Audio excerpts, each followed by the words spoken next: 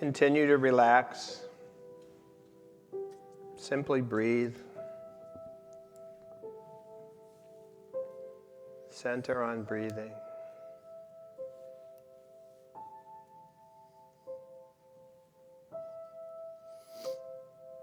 Allow yourself to be comfortable and calm. And I offer a guided reflection this morning. Believe for a moment the true oneness of all beings, especially the oneness of human beings. Is it possible? Where do the boundaries of me and you lie? Physically, it's obvious. Imagine for the moment a connection beyond the level of the physical. Believe for a moment we are one in spirit. Believing in oneness is encouraging. It means I belong. I'm part of. I have purpose simply by being. I am part of it. You are part of it. You are part of me. You are part of me. It's not practical or convenient to believe this oneness all the time. Sometimes we seem so different in our expression. Physically, we live separate experiences, and yet somehow, spiritually, we are all one. At least believe that for a moment. Life. We share life. We share this experience of life, and somehow, somewhere deep beneath the obvious, I feel it. I feel it. Beyond my immediate awareness, I feel it. On some level, I feel the experience of everyone. Perhaps it's as simple as an idea of collective consciousness, an evolution of God mind, of omniscience. I feel it. It is part of me. I am part of it, and it is all of you. You are a part of me. I am a part of you. I do not choose your life. I experience the life you choose. I feel you. Our oneness is not at the level of doing. It's way, way, way, way, way, way deeper than that. It's at the level of our being, our human being, our humanity, our collective experience playing out in real time, the possibility of our hopes, the despair of our suffering. Physically, we see each other, we identify, instinctively we react. Underneath all of it is the feeling, our spiritual connection, our humanity. What to do? What to do? Listen. Listen.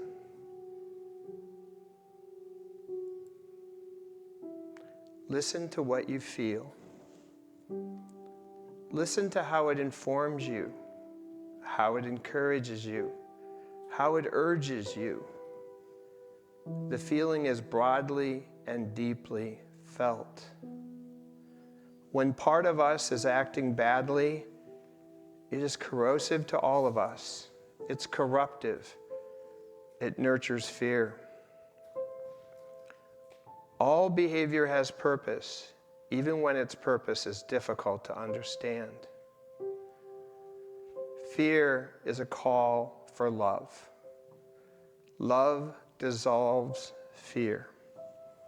Whatever the problem, love is the solution.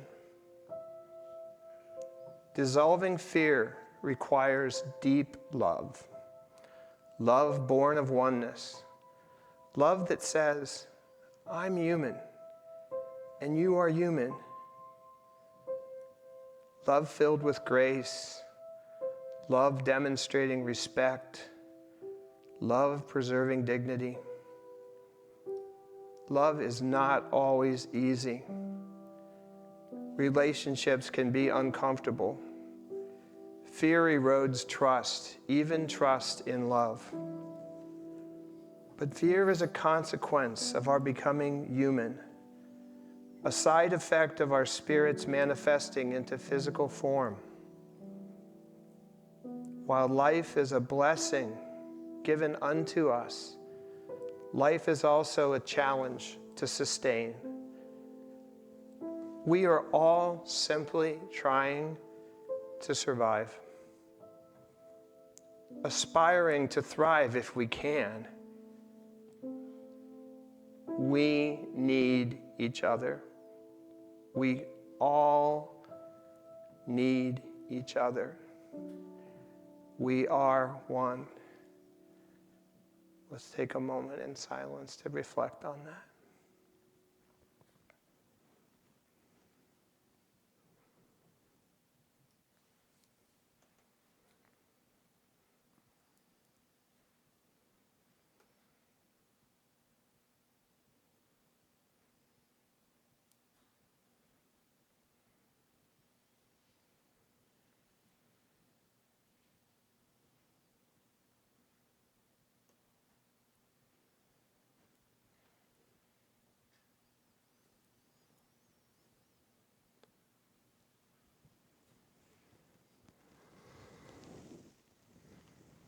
And then as we come back from the silence, I acknowledge fear is real. It has purpose. It is part of being human. And yet greater is the power of love. The power of love is unlimited. If fear is the expression attaching to our humanity, love is the expression of our divinity. Thank you, Nadine, Travis.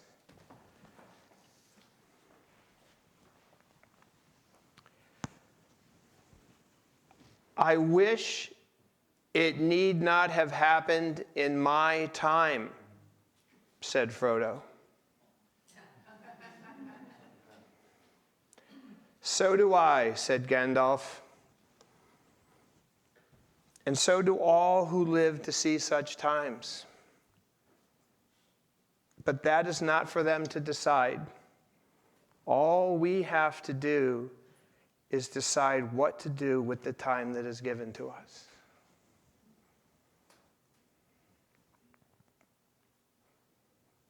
Life is a river.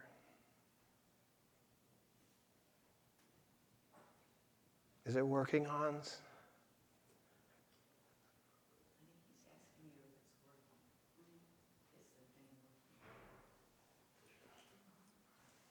Shall we get you another?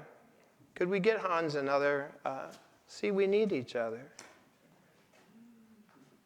I know he wants to hear.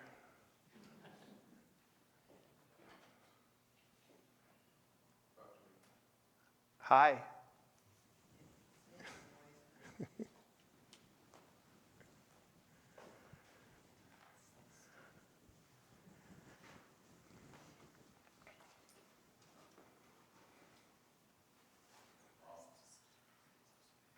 If you can hear me, Hans, give me a sign.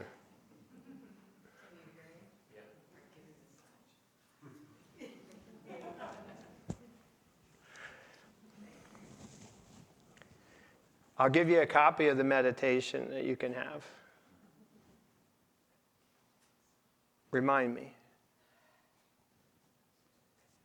Life, wait, Hans, I'm going to read this part again. I'm going to start again.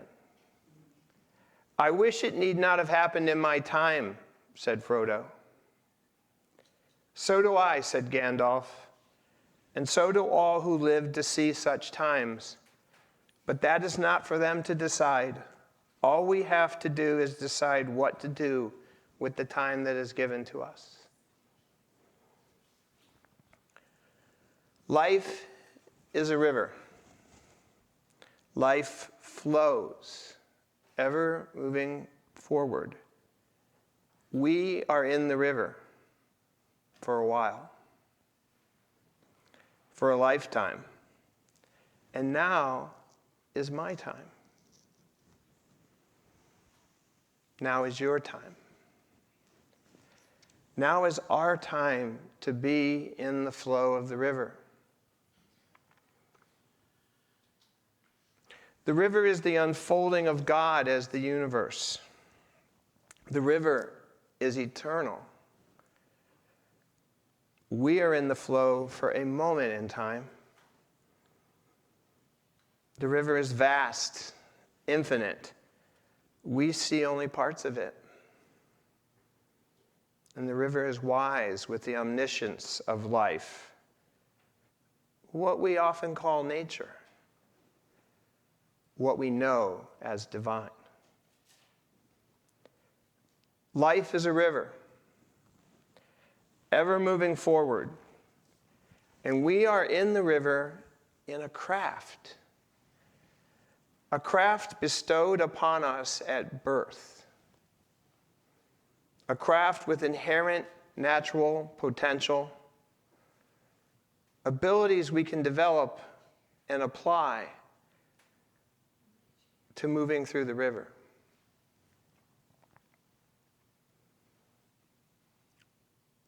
We are born with a craft, and we navigate the craft with the power of our mind, our consciousness,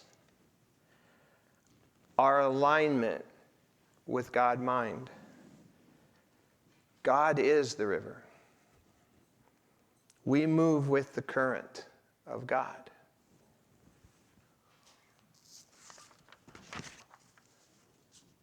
Or we try to go against the current. We try to navigate upstream. This is hard.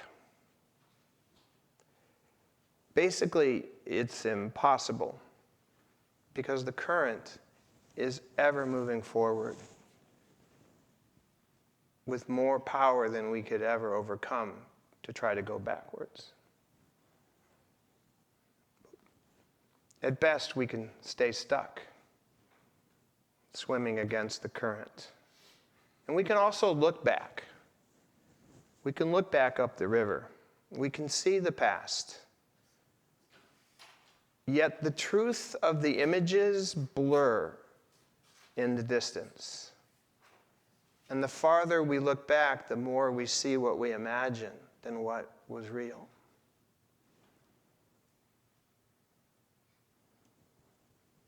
The clarity is in the present. We see most clearly right now. And yet, our vision is still blurred, depending on how we use the power of our minds.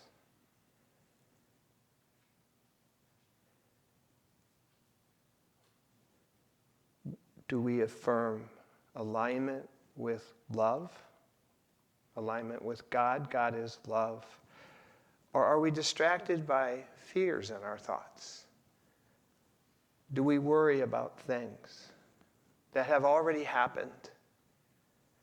Every time you explain yourself, sometimes it sounds like an apology. Sometimes it sounds like, well, I would have done this, but this was going on. It's a distraction. It's not necessary. It's not moving forward. You don't need to spend your precious life moments explaining yourself. It is what it is. And regardless of what you try to convince me, I'm going to make my own judgment of it anyway. You can't tell me what to think or how to judge. And by the way, I don't feel any pressure at all because I absolutely am convinced that I cannot tell you what to do either. So I'm not going to try. If I say something and it helps you in your quest to discover the way to navigate your craft, to make full use of your time in the river, to explore the bounds of where your heart's passion leads you, if I can help, take it. And if it doesn't resonate with you, what I say, forget it. Don't correct me. Don't fight with me. Don't agree with me. It's not about me. For you.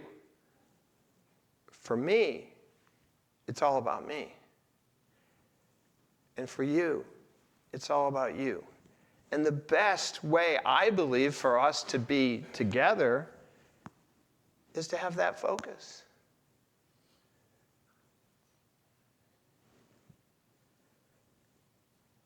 We have so little time in reality compared to eternity. And I'm looking at you and I'm recognizing almost everybody. Let's see, 100% on this side. And let's see, so I get an A+. Or you do. We do. Hi. Hello. I'm Bruce. Jamie. Hi, Jamie. I think I know Oh, hi, I'm Bruce. You don't have to say anything. Don't feel pressured. Don't feel pressured. I'm putting a little pressure on you, but please don't look at her. I just want you to know you belong. Without doing anything. You know, during our journey, we have the privilege and the blessing of creating the life of our passions, of our urges, of our desires, of whatever. I want to encourage all of our energy to go into creating our life. You know, what did Thoreau say? Live the life you've imagined. Pursue your dreams, something like that.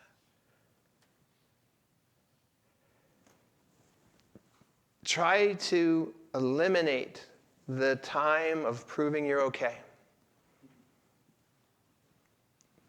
Anytime you're explaining yourself, you're probably doing that.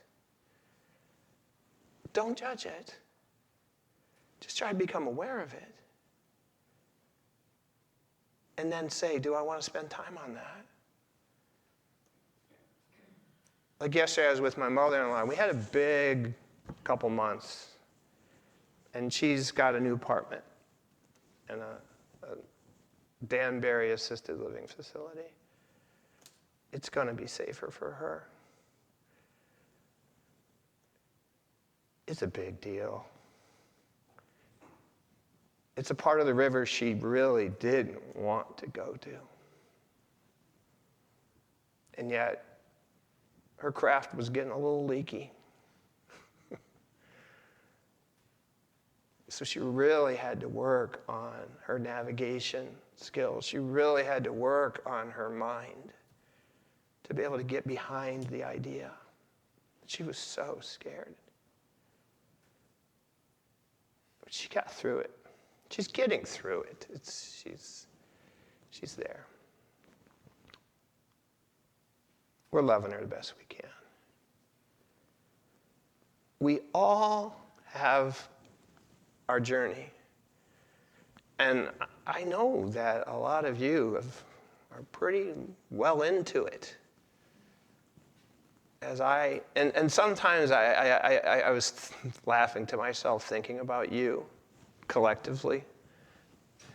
And I thought, I wonder how many times you guys are sitting there thinking, oh, Bruce finally figured that out. We passed that milestone so long ago. Bruce is catching up again. So sometimes I feel like it's a real inspiration, and you're like, yeah, we knew that already. So I never really know. I'm going to just share what I feel anyway. The river's unpredictable. The river is complicated. The current is powerful, and our craft is humble. Our life depends on our ability to navigate, guiding our craft by the power of our thoughts. And the river is overwhelming. I cannot conquer the river. My mortal strengths are not enough. The river is divine, a spiritual phenomenon expressing in physical form. Human solutions alone will leave me in troubled waters.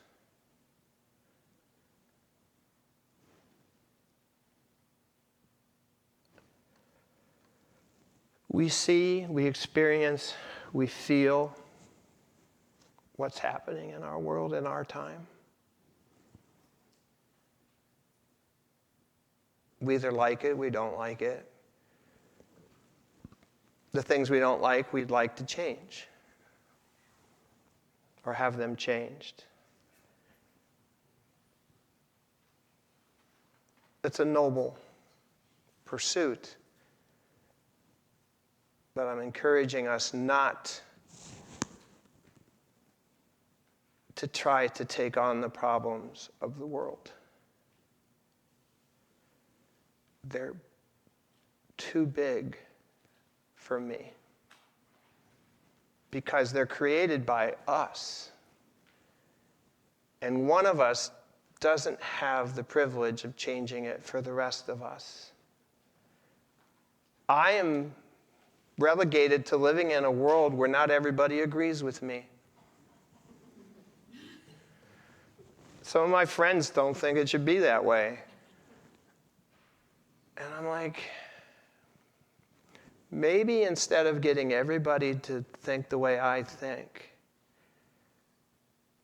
I should work on learning how to navigate my craft amidst all the differences.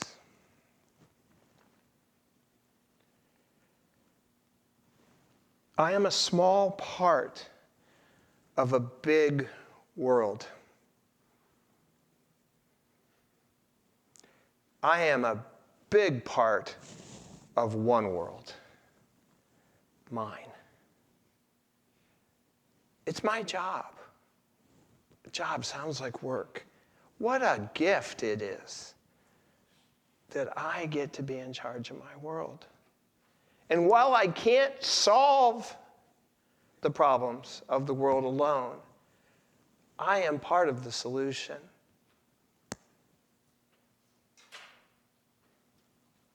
Whatever the problem, love is the solution. My idea of God, my worldview, God is love. Love is a big, big subject. It shows up in so many different ways, and I guess that's why we have eternity to learn it.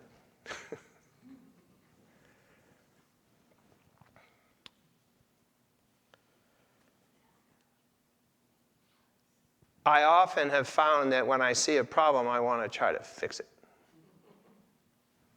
Right now, my son has a roommate problem. He called us to talk about it, and I just declared originally. I said, all right, just so you know, we're going to try to fix this. So, let's not pretend. Just tell us when to stop. Because ultimately, you're going to fix it. So,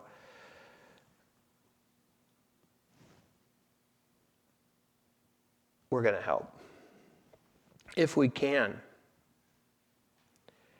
But I think when we look at the river obviously is infinite, eternal. It's so big. We're not going to navigate the river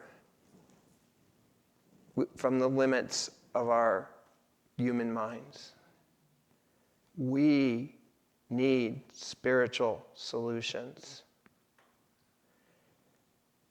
if we want to make this different. So we need to work our thoughts. It's February, so we're working on thoughts. Focusing on the power of our thoughts and how they shape our reality. This month we'll dive into Unity's teachings on mental discipline, affirmations, and the practice of renewing our minds to align with divine truth. My thoughts are aligned with divine wisdom. I choose thoughts that uplift, transform, and empower me to live in harmony with my highest self. Spiritual abilities are necessary to realizing the beauty and the blessing of the river.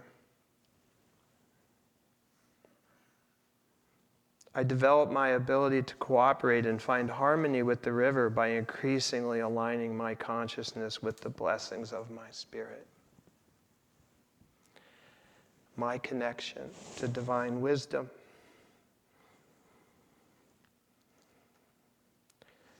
The river often seems chaotic on the surface.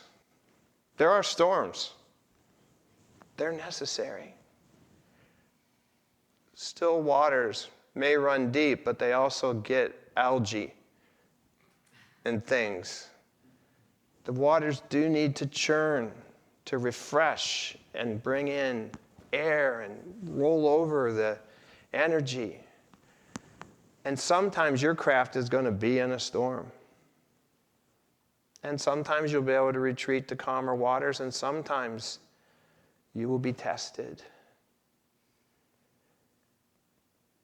And the tests will take you beyond your human limits. They'll encourage you, just like the wildfires and encourage the seeds of certain trees to come open and grow. The challenges of the storms will encourage your spirit to grow and actualize another level of your divine potential. But the river often seems chaotic on the surface. I deny the apparent chaos of the moment in physical expression and affirm the depth of my faith. I remember that I am a living expression of God. And I move through this moment empowered by the strength of divine love, infinite and eternal. I'm navigating with this.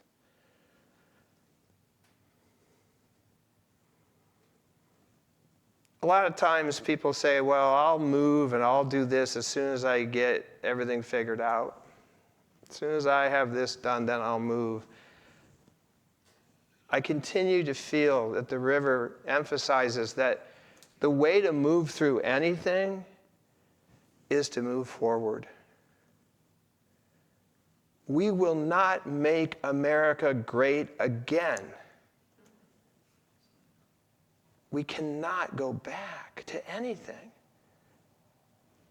Whatever we do is making the future great by making the present as good as it can be.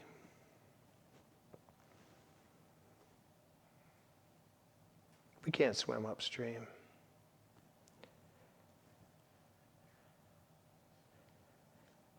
But the better I get and the stronger I get in my faith, the more I can recognize the power of my divine love. I can be like Louisa May Alcott, the author of Little Women, for the men in the room. No. You all know who she is, I'm sure. I did. I didn't read it, though. Joe, isn't there a Joe in there? I'm not afraid of storms, for I am learning how to sail my ship. That's what Louisa May Alcott said. And you know, my craft, and I think all of our crafts, is probably a sailing vessel or a rowboat, because I don't think it would have an engine or a motor, because that would be beyond natural. I think we got to move with nature. And a sailing ship requires a lot of skill. You have to work with the wind and with the current and with the wave. It takes time to develop those abilities, and you can't force it. But you can be patient with yourself. You deserve that. Why waste a moment of your time on the river in anxiety over why you haven't figured it out sooner? You're wherever the river's got you right now. You have purpose, but you don't need pressure. Your journey is for your joy. It's a gift. It's not easy. It's a challenge. You have to work at it. Gravity is always working with us. Gravity I think gravity is the cause of life. I mean, without gravity, nothing would work. And yet, sometimes it's hard to stand up and walk. Gravity is an interesting partner, but it's a lifelong commitment. Gravity won't quit me, and I won't quit gravity. We need spiritual solutions to human challenges. We often think that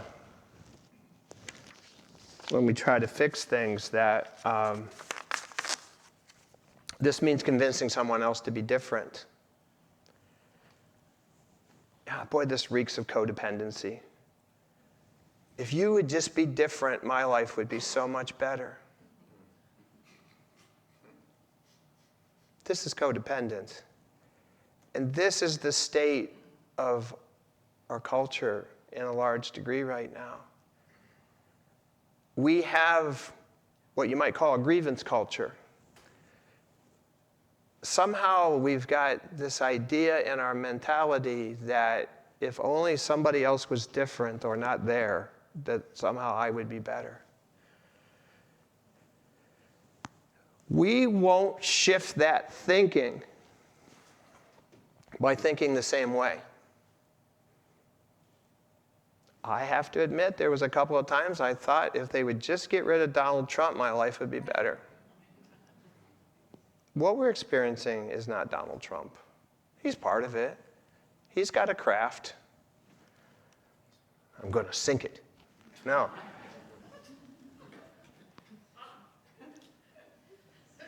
It won't help. It might, briefly, but another craft will take its place. We've got to be able to tap into agreeing with how we are one, rather than arguing about how we are different. Eliminating red hats will not make America great. They're really all behavior, and when working with children, all bad behavior, or misbehavior is the word that we used in the training I did, is a signal. It's a means of trying to communicate. When I act badly, there's a need that's not being met. I may or may not be aware of it. I've found that it's unlikely that I will convince somebody to be different by pointing out the wrongness of their current perceptions. That only starts a fight. Find the path of agreement. Ultimately, despite how different our expressions look in the moment, I suspicion we are really working towards similar aims. Right now, there's so much chaos on the surface of the river. It's going to take a deep level of love, empathy, and compassion to even get to the conversation where we can even hear each other, let alone understand. And I'm not asking you to solve it. What I am encouraging you to do is to focus on yourself. Oscar Wilde, to me, famously said, but to others maybe just said, it's not selfish to live life as one wishes. What is selfish is expecting other people to live life as one wishes. So the best way I can probably lift the consciousness of all the people in all the boats is to really focus on living my life. Really asking myself, what do I want to do with my precious time? You don't have much. And if 80 years is the expectation, I'm 63. I'm over 3/4 of the way there. Some of you are already 80. You're bonus players. Even if it's 100, which I think we have the ability, I'm still 63. I'm barely above a D. So, if I focus on living a good life, the life that is mine, that I feel the passion to fulfill, I'll have a good influence on a lot of people. Eventually, maybe others will let go of the idea that the problem is outside of them. Jesus told us this. The kingdom of heaven is within. Let's work inside out on this problem. Complaint is a distraction. I have a whole talk on that. We could talk about that in March, perhaps. But in the meantime, perhaps my biggest influence on life more generally is how I live my life specifically. Live the life you've imagined. I'll close with Gandalf, since he helped us begin. Gandalf said, I found it's small things, everyday deeds of ordinary folk that keeps the darkness at bay.